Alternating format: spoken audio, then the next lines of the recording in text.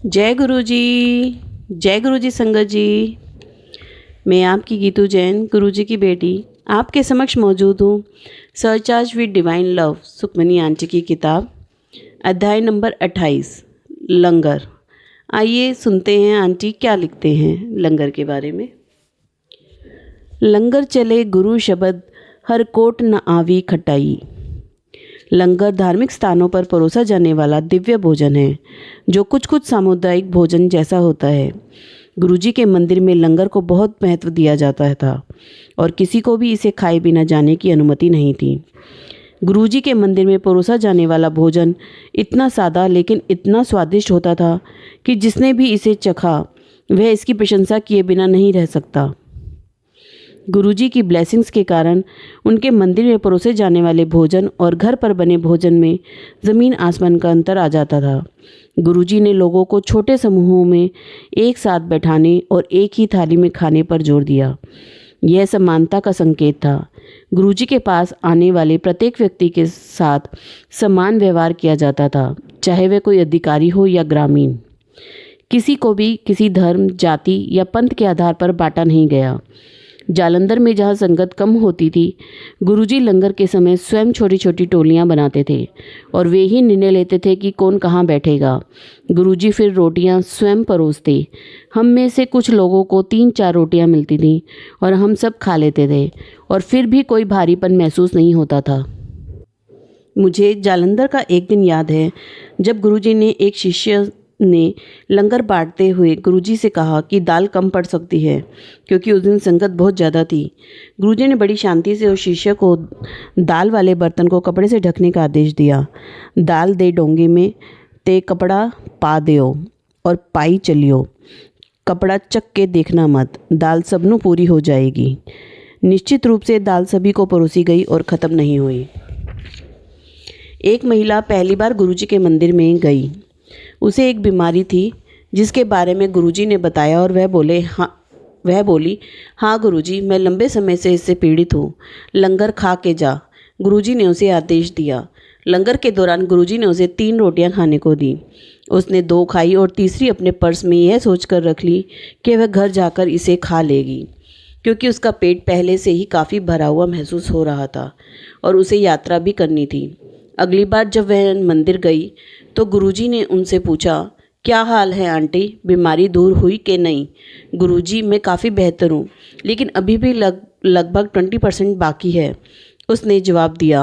ओह, इस वास्ते क्योंकि तू एक रोटी गुरुआं दी पर्स विच पा के ले गई सी। कि गुरुजी नू की पता चलना है जदों मैं कुछ खान नू दिंदा हाँ, ਉਹ इस मंदिर विच ही खानी चाहिदी है। इत्थे दवाई ते बाहर मिठाई। गुरुजी के मंदिर में परोसा जाने वाला लंगर उनकी शक्तियों से धन्य और सक्रिय था। उसमें इतनी शक्ति थी कि कई लोग तो लंगर खाकर ही ठीक हो जाते थे। लंगर हमेशा शाकाहारी होता था और केवल उन्हीं लोगों के द्वारा बनाया जाता था जिन्हें गुरुजी निर्देश देते थे। कई बार लंगर के साथ मसालेदार चटनी परोसी जाती थी और गुरुजी घोषणा करते थे कि अल्सर से पीड़ित लोगों को चटनी ज़रूर खानी चाहिए, इससे उनका इलाज हो जाएगा। शुरुआती दिनों में जब हम गुरुजी से मिले तो चम्मच की अनुमति नहीं थी और तरी को चपाती के साथ ख़त्म करना पड़ता था।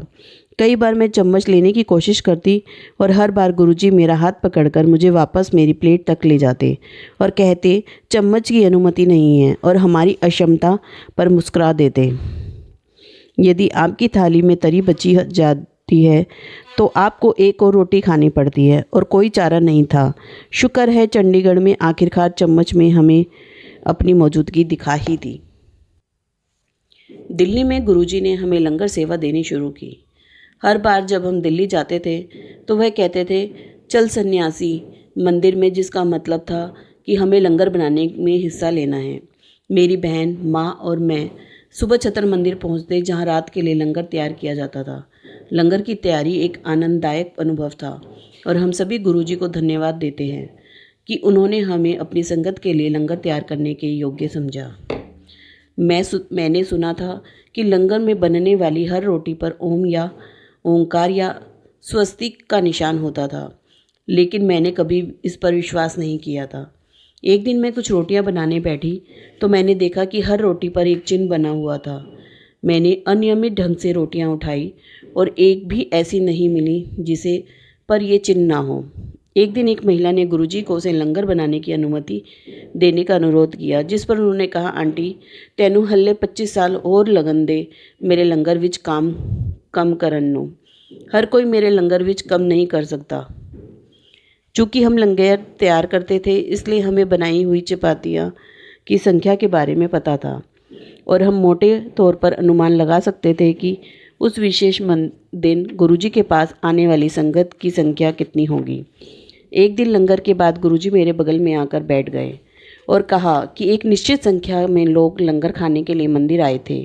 यह संख्या उस दिन बनाई गई चपातियों से कहीं अधिक थी। मेरे दिमाग ने कुछ मूर्खतापूर्ण गणनाएं की। यह संभव नहीं है गुरुजी, हमारे पास इतनी रोटियां नहीं थी। जिस क्षण मैंने यह शब्द कहे, मुझे एहसास हुआ कि मैंने अपने गुरु पर संदेह करने की गलती की है। मैंने तुरंत माफ़ी मांगी और चुप हो गई।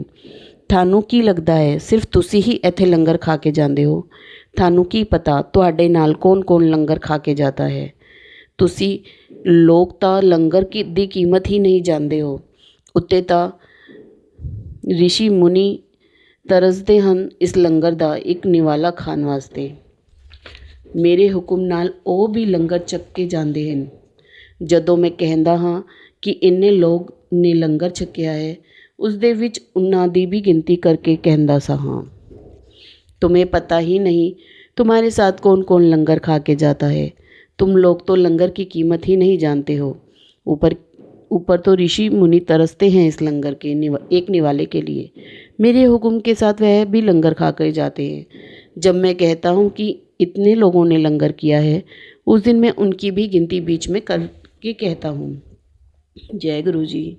उस दिन के बाद कई बार गुरुजी मुझे और देखकर मुस्कराते थे और चुपचाप मुझे उस विशेष दिन के लंगर के लिए लोगों की संख्या बताते थे और मैं फिर कभी हिसाब किताब में नहीं उलझी और मैंने फिर कभी अपने गुरु पर संदेह नहीं किया।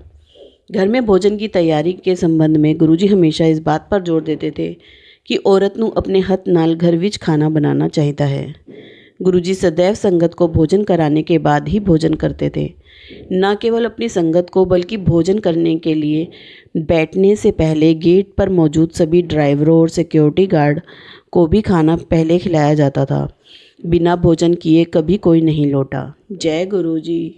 शुक्राना गुरु जी, अनंतम अनंतम शुक्राना, लख लख बार शुक्राना।